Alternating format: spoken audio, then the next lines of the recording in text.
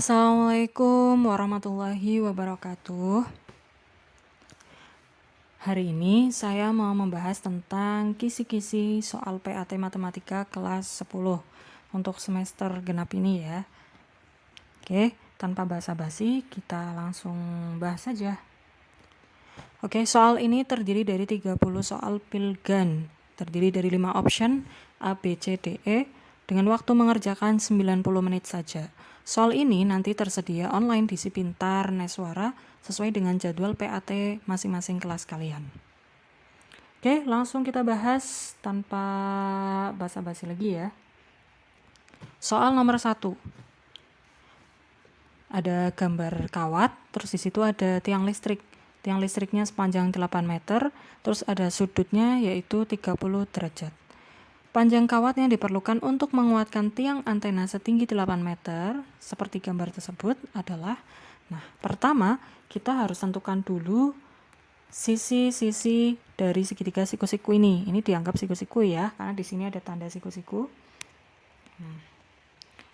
Ini adalah sisi depan, karena ini ada di depan sudut, ya. Terus ini adalah sisi samping, dan yang ini adalah sisi miring atau panjang kawatnya tersebut. Nah, yang diketahui adalah sisi depan, kemudian yang ditanya adalah sisi miring. Yang berhubungan dengan depan dan miring yaitu adalah sin. Jadi cara mengerjakannya adalah sin 30 derajat sama dengan depan dibagi miring. Sin 30 itu nilainya setengah, sama dengan sisi depannya itu sudah kita ketahui 8 meter, kita masukkan 8 dibagi mi, sisi miring itu yang ditanyakan yaitu panjang kawatnya. Nah, setelah itu kita tinggal kalikan silang aja. 1 kali panjang kawat, 2 kali 8. Sehingga panjang kawat sama dengan 8 kali 2 yaitu 16. Oke. Next. Soal nomor 2. Hampir mirip caranya seperti soal nomor 1, yaitu kita tentukan dulu sisi dari segitiga siku-siku ini. Karena di sini ada sudut, maka di sini adalah sisi depan. Yang ini adalah sisi samping. Kemudian ini adalah sisi miring. Ya, sisi miring. Depan, samping, dan miring. Untuk menghitung lebar sungai seperti gambar di atas, dua anak berdiri di posisi B dan C. Oke, ada B dan C ya. Maka lebar sungai tersebut adalah, berarti yang ditanyakan lebar sungai, mana lebar sungai? Ini. Yaitu adalah sisi depan. Yang ditanyakan adalah sisi depan, sedangkan yang diketahui adalah sisi samping. Yang berhubungan dengan depan dan samping adalah tan. Jadi kita mencarinya dengan nilai tan. Tan 45 adalah depan dibagi samping. Tan 45 kita tahu nilainya adalah 1. Depannya itu sama dengan lebar sungai. Sedangkan sampingnya sudah diketahui yaitu 10 meter. Kita masukkan 10. Seperti tadi, caranya tinggal kita pindah ya. Kita kalikan silang, 10 kali 1 sama dengan lebar sungai. Sehingga lebar sungainya dapat kita ketahui yaitu 10 meter. Oke, nomor 3, ini soal konversi sudut. Ya, kita ingat lagi, satu putaran atau satu lingkaran penuh itu 360 derajat. Nah, sekarang kalau 1/6 putaran, ya tinggal dikalikan 360 saja. Ya, sehingga nanti diperoleh hasilnya adalah 1/6 kali 360, yaitu 360 tinggal dibagi 6, hasilnya 60 derajat. Nah, 1/4 pi radian. Kita harus tahu kalau pi rad itu nilainya adalah 180 derajat. Nah, 180 derajat. Nah, jadi tinggal kita kalikan aja 1/4 kali 180 derajat. Sehingga nilainya adalah 45 derajat. Ini masih mudah banget ya. Oke, kita next ke nomor 5. Sudut 320 derajat terletak di kuadran. Nah, kita ingat lagi, kuadran 1 itu antara 0 sampai 90, kuadran 2 itu antara 90 sampai 180, kuadran 3 itu 180 sampai 270, dan kuadran 4 270 sampai 360. Nah, kira-kira kalau 320 itu ada di kuadran mana? Ya, Betul sekali, ada di kuadran 4 ya.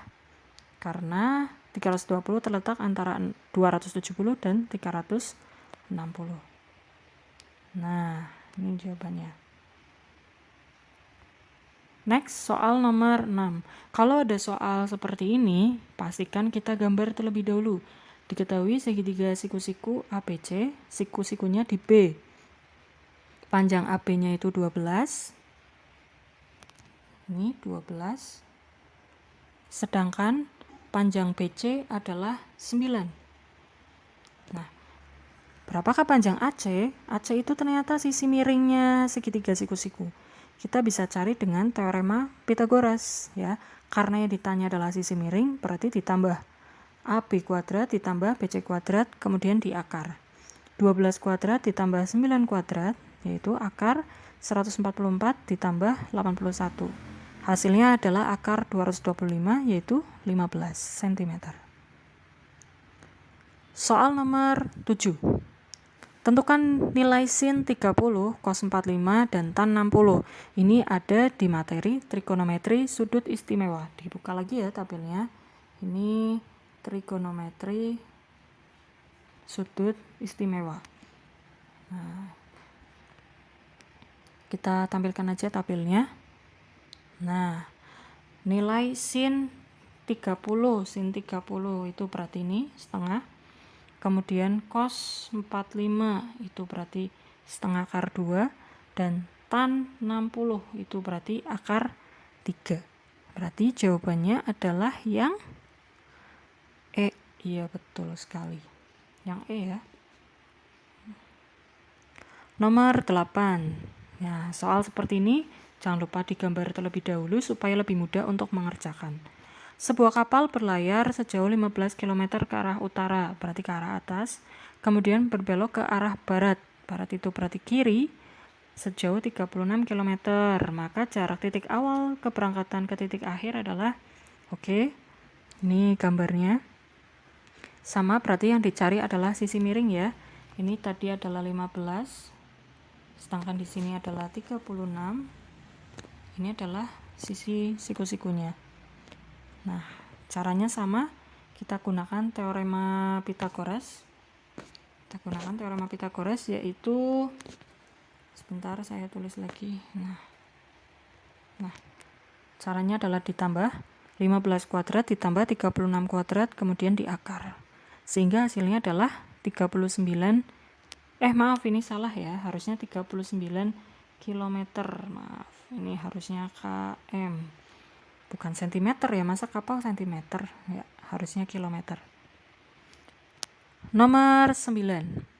Nilai sin 135 adalah, nah, sebelum menentukan nilainya kita tentukan dulu ini ada di kuadran mana.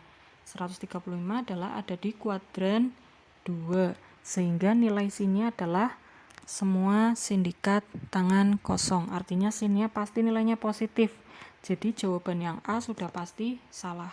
Nah, sekarang tinggal kita coba jawaban yang lain ya. Nah, ini caranya. Karena terletak di kuadran 2, sinnya bernilai positif. Sin 180 dikurangi 45. Nah, jadi ini 135-nya itu kita ubah jadi 180 dikurangi 45. Supaya lebih mudah menggunakan trigonometri sudut istimewa. Sehingga sin 45 hasilnya adalah setengah akar 2. Nah, selanjutnya masih dengan cara yang sama, cos 300 adalah 300 itu ada di kuadran 4 karena dia terletak antara 270 derajat dan 360. Semua sindikat tangan kosong kuadran 4 itu berarti cosnya nilainya positif ya, semuanya positif. Caranya masih sama dengan yang tadi. Nah, sehingga cos bernilai positif. Cos 300 adalah cos 360 kurangi 60. Sehingga berarti ini 300-nya diubah ya, jadi 360 dikurangi 60. Sehingga nilai cos 60 adalah setengah. Jawabannya adalah yang D. Nomor 11. trigonometri yang bernilai positif adalah, nah ini pentingnya kita tahu ya nilai kuadrannya. Ini tadi kita ulangi lagi. Untuk kuadran pertama semuanya itu positif. Mau sin, cos, tan, cosek, sek sama kotan itu semuanya positif. Sedangkan kuadran 2 yang positif itu cuma sin dan cosek, kebalikannya sin. Untuk kuadran 3 hanya tan dan kot yang positif. Yang kuadran 4 yaitu cos dan sek yang positif. Artinya selain yang disebut positif tersebut berarti yang lain itu nilainya negatif. Kita cek untuk jawabannya A, sinus di kuadran 4. Di kuadran 4 itu yang positif cos dan sek. Berarti kalau sinus kuadran 4 itu harusnya negatif ya. Salah, jawaban yang A. Kemudian yang B, tangan di kuadran 2. Kuadran 2 yang positif itu sin dan cosek. Berarti ini juga harusnya negatif. Untuk jawaban yang C, kosinus di kuadran 3. Kuadran 3 harusnya yang positif itu adalah tan dan kot. Berarti nomor 3 jawaban yang ketiga juga salah. Sedangkan jawaban yang D, kosinus di kuadran 4. Nah, ini baru benar ya. Ini kuadran 4, kosinusnya itu positif. Nah, berarti jawabannya adalah yang D. Kita cek untuk jawaban yang E. Sinus ada di kuadran 3. Nah, kuadran 3 itu harusnya tan. Ini juga salah. Oke. Next. Soal nomor 12. Diketahui sin alfa bernilai negatif. Sinnya itu negatif. Cosnya positif. Oke. Kita lihat nih. Cosnya itu positif. Nah, cos yang positif itu kalau nggak kuadran 1, dia kuadran 4. Sedangkan tapi ini sinnya itu negatif, berarti pasti ada di kuadran 4. Kenapa nggak kuadran 1? Karena kalau di kuadran 1 semuanya emang positif ya. Oke. Soal nomor 13. Ini juga perlu kita gambar, tapi enggak juga enggak apa-apa sih, terserah ya. Nah, diketahui segitiga ABC siku-sikunya di B. Untuk cos A nilainya 7/25. Ingat cos itu adalah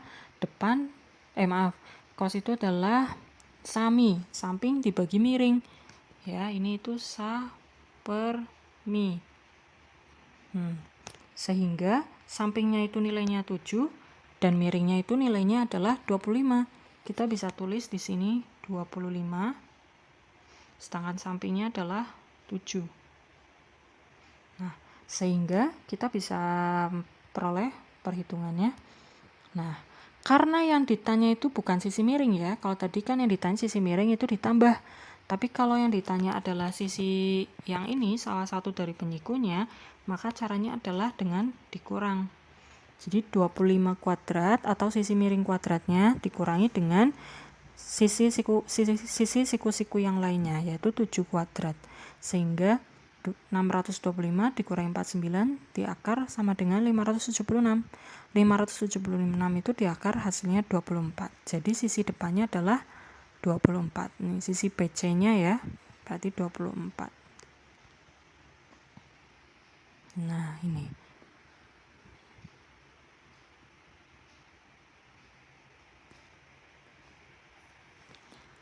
Yang ditanyakan adalah nilai sin. Karena nilai sin itu berarti depan bagi miring, sisi depannya tadi adalah kita ketemu 24, maka tinggal dibagi aja. Depan dibagi miring. Depannya 24, miringnya adalah 25. Jadi hasilnya adalah 24/25. Oke, maaf ini ada yang salah ya jawabannya. Harusnya depannya itu adalah 24. Sedangkan miringnya adalah 25. Jadi hasilnya adalah 24/25, yaitu yang C. Yang C. Nomor 14. Nah, ini sudah ada gambarnya ya. Jika jarak kelinci dan elang 18 meter, tinggi elang. Oke, yang ditanya adalah tingginya. Ini kalau ini siku-siku, ini adalah sisi depan, ini adalah sisi samping, kemudian ini adalah sisi miring. Maka tinggi elang. Nah, yang ditanya adalah sisi depan. Sedangkan yang diketahui adalah sisi miring. Yang berhubungan dengan depan dan miring adalah sin. Sehingga kita cari menggunakan sin. Sin 60 sama dengan depan dibagi miring. Nah, sin 60 itu tadi nilainya adalah setengah akar 3. Depan itu berarti sama saja dengan tinggi elangnya. 18 itu adalah sisi miringnya. Ini saya balik ya. Mohon maaf. Ini saya balik. Ini ke sini. Nah, sin 60 itu nilainya setengah akar 3. Sisi depan itu sama saja dengan tinggi elang. Kemudian sisi miringnya adalah 18. Ini sama aja, saya tukar posisi di sama dengannya saja, nilainya tetap sama. Setelah itu tinggal kalikan silang ya. Oke. Tinggi sama dengan, karena di sini hubungannya adalah bagi ya, 18-nya kita pindah ruas sehingga jadi kali setengah akar 3 kali 18. 18 bagi 2 adalah 9, jadi hasilnya adalah 9 akar 3. Oke, soal nomor 15. Anto akan mengukur tinggi suatu pohon. Ia berdiri berjarak 5 meter dari pohon, melihat pucuk pohon dengan sudut elevasi 45 derajat. Jika tinggi Anton adalah 1,6 meter atau 160 cm ya, tentukan tinggi pohon tersebut. Nah, ini kita gambar lagi aja. Nah, 5 meter, tinggi pohonnya 5 meter. Kenapa di sini ketemu 5 meter ya? Karena tangan 45 adalah 1. Tan itu kan depan bagi samping. Artinya kalau di sini ada segitiga siku-siku. Maaf. Nah, ada segitiga siku-siku, terus di sini ada sudut 45, pasti sisi samping dan sisi depannya nilainya sama, yaitu 5 dan 5 meter ya, sama-sama 5 meter. Oke. Terus yang ditanyakan adalah tinggi pohon. Ya tinggal kita tambah saja sama tingginya Anton. Tingginya Anton adalah 1,6 ditambah sisi segitiga ini 5 meter ditambah 1,6, berarti hasilnya adalah 6,6. 6,6 ya, tinggal ditambah aja. 1,6 ditambah 5. Hasilnya adalah 6,6. 5 itu sama saja dengan 5,0 ya. Oke, nomor 16. Sebuah tangga yang panjangnya 2 meter disandarkan ke bagian atas sebuah tembok. Oke, jika tinggi tembok adalah akar 3 dan alfa merupakan sudut yang dibentuk oleh tangga dan tembok, maka alfa adalah sama, kita gambar dulu seperti ini. Ya, tinggi temboknya itu adalah akar 3, kemudian panjang tangganya 2 meter, maka alfa yang ditanya adalah alfa. Karena yang diketahui adalah depan dan samping, depan dan miring, maka kita menggunakan sin. Sinnya adalah setengah akar 3. Maka tinggal kita cari aja arc sinnya, yaitu 60 derajat. Artinya sin berapa yang nilainya setengah akar 3? Nah, ternyata di sini dipilihannya adalah 60 derajat.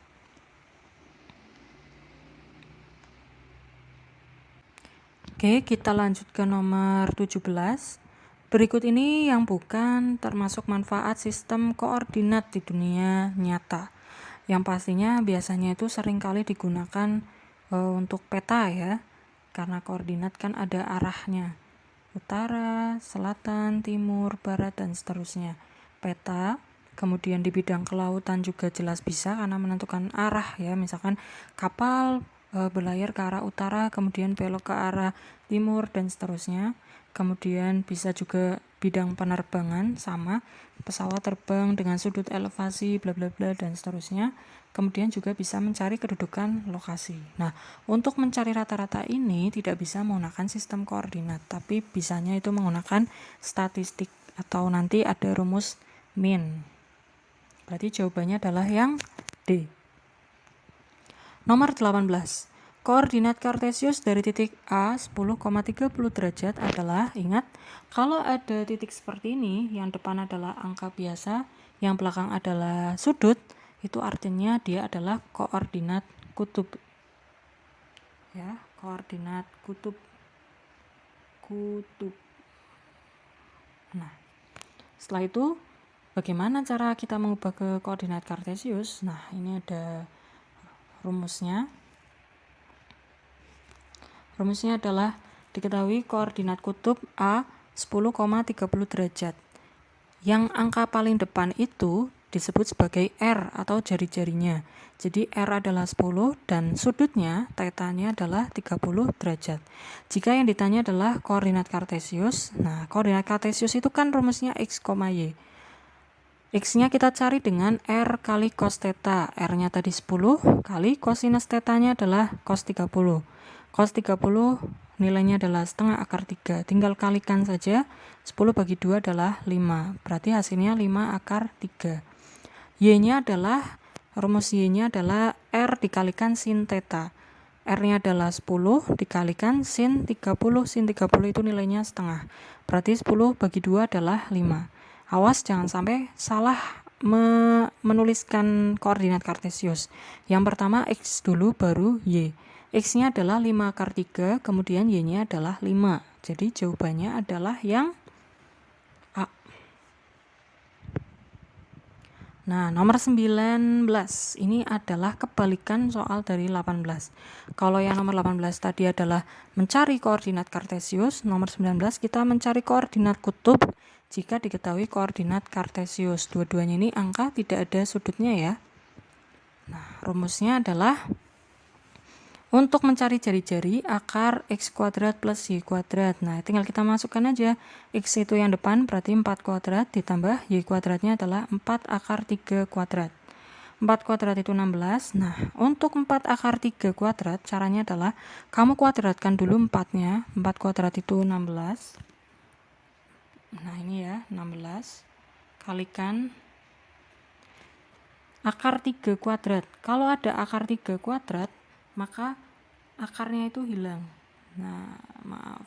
Nah, akar 3 kuadrat itu sama dengan 3. Berarti tinggal kita kalikan aja. 16 kali 3 adalah 48. Tinggal ditambah 16 tambah 48 adalah 64. Sehingga jari-jarinya ketemu 8.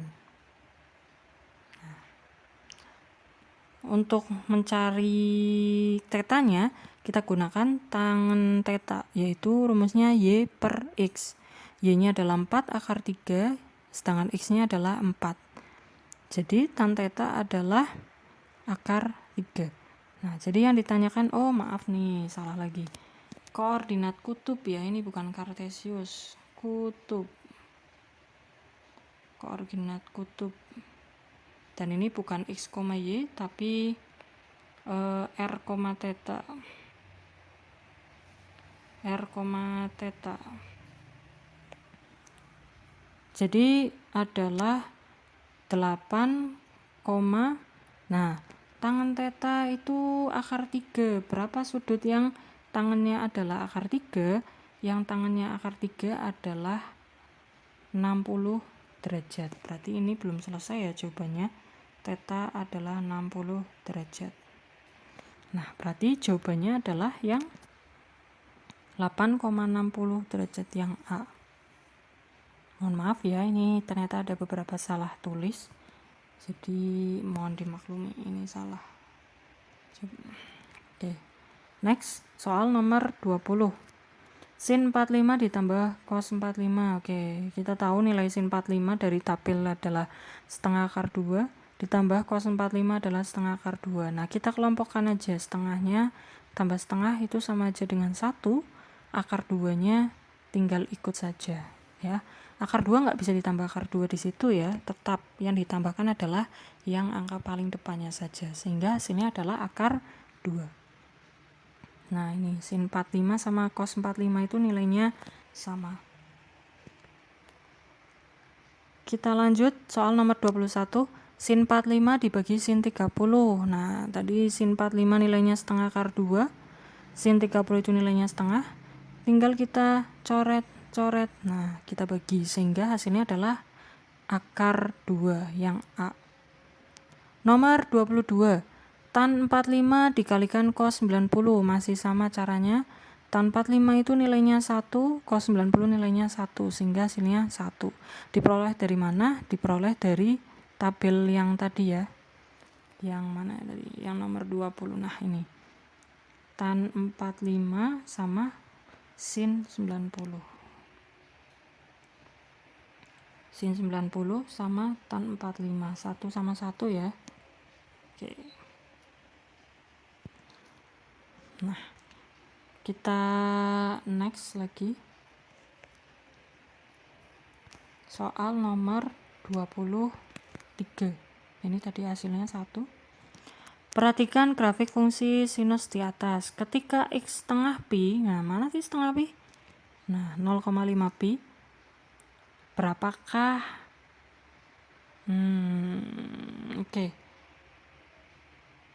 Nilainya sin ketika setengah pi. Nah, tinggal kita lihat aja atasnya itu berapa. Nah, ternyata itu ada di titik 1 ini ya.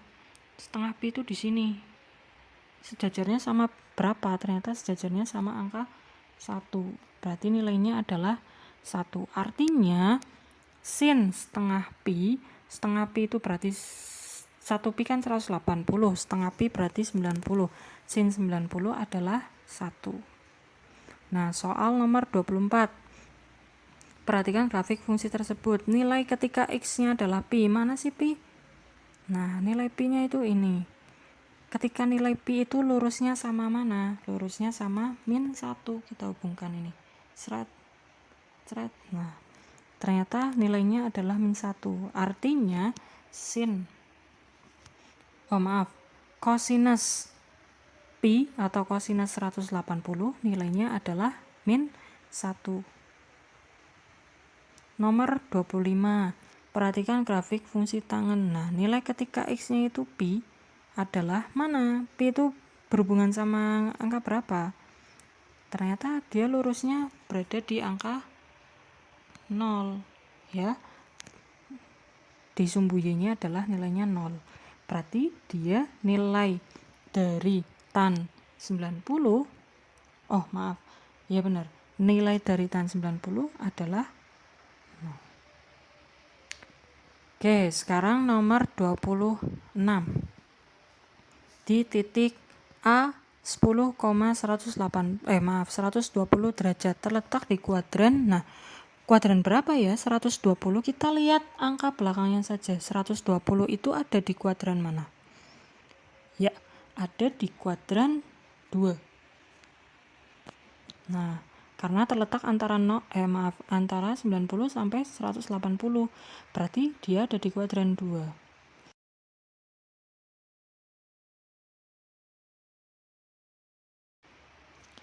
Gambar di atas merupakan grafik fungsi, sudah jelas ya, ini grafiknya sin. Nah, berarti jawabannya adalah yang A. Kemudian soal nomor 29. Amplitude dari dan periode dari grafik fungsi kosinus. Nah, amplitude itu nilai maksimumnya. Mana nilai maksimumnya yang paling tinggi? Ini di puncak adalah 1. Ya, ini sama ya nilainya 1 juga. Oke. Kemudian untuk periode itu adalah satu gelombang. Seperti yang kita ketahui, kalau satu gelombang itu dari puncak ke puncak atau dari lembah sampai lembah lagi. Nah, ini namanya satu gelombang. Tinggal kalian pilih yang mana ini jawabannya. Ternyata jawabannya adalah yang 1 dan pi ya. Ini satu gelombangnya itu sampai sini. Pi. Nah, jadi satu gelombang. Dari puncak ke puncak ada 1, 2, atau dari lembah ke lembah. Jadi jawabannya adalah yang A. Soal nomor 30. Gambar di atas merupakan grafik fungsi. Nah, sudah jelas yang seperti ini adalah yang tan. Karena ada tak hingganya ya. Nah, ini tan X. Oke, selesai.